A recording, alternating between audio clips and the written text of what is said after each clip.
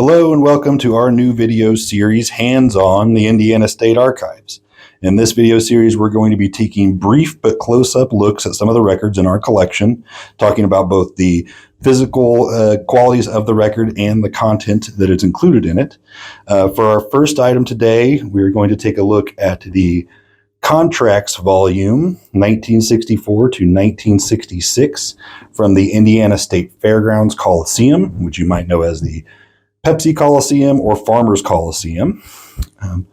So our first item we're going to take a look at in here is the Beatles Contracts for the 1964 show at the Coliseum. This is a very well-known show, the only show the Beatles ever played in Indiana. As you can see, the contract for this has actually been removed from its page and placed into this folder here because it's so frequently referenced and requested. So we can pull that out here. Now these won't have signatures from the band members. They'll have signatures from the management and promoters. But we do see some unique things here. We can see the full price agreed upon for the venue, $25,000 guarantee versus 80% of box office receipts after applicable admission taxes have been deducted therefrom, whichever is greater. One of the most interesting things we have here is their rider. These would be the requests that the band puts forth to the venue.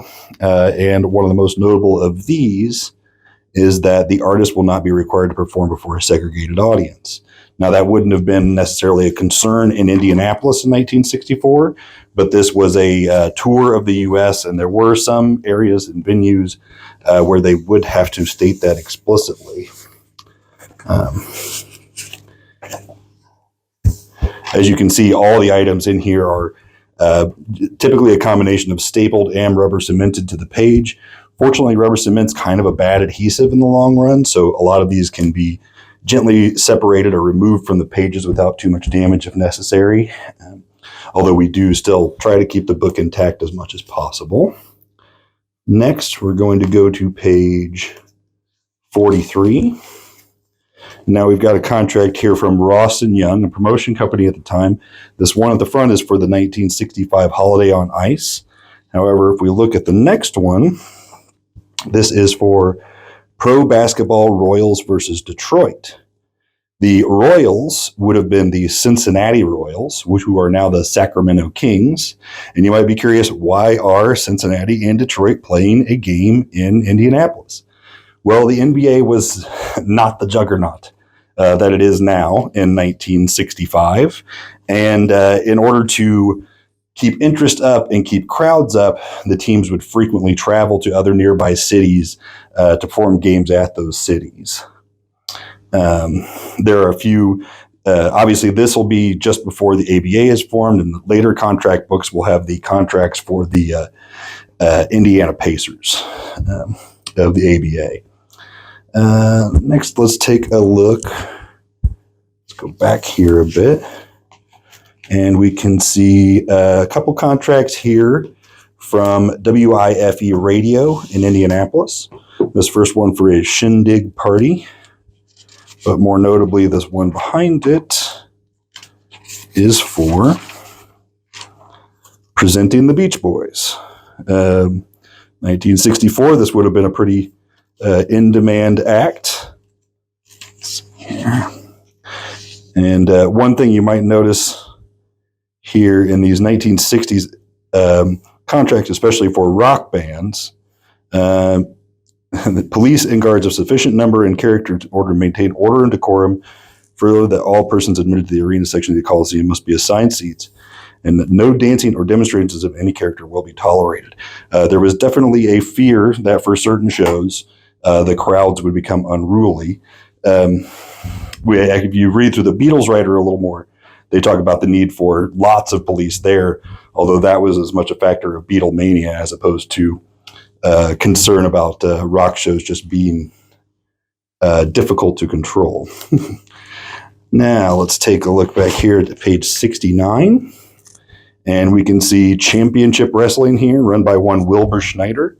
Wilbur Schneider was actually a partner of William Afflis, Richard Afflis, who was Dick the Bruiser, a very well-known Indianapolis-based wrestler, born in Lafayette, worked most of his life out of Indianapolis.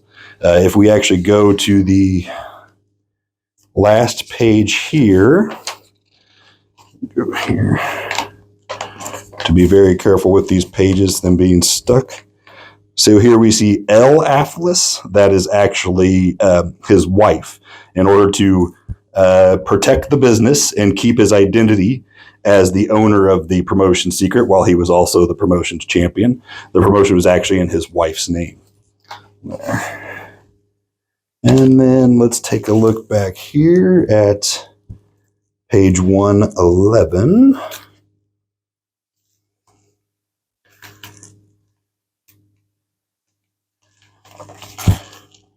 Now this is a Gomer Pyle show. Now, if you aren't familiar with Gomer Pyle, you may be familiar with Jim Nabors for his long stint singing Back Home and Again in Indiana before the Indianapolis 500.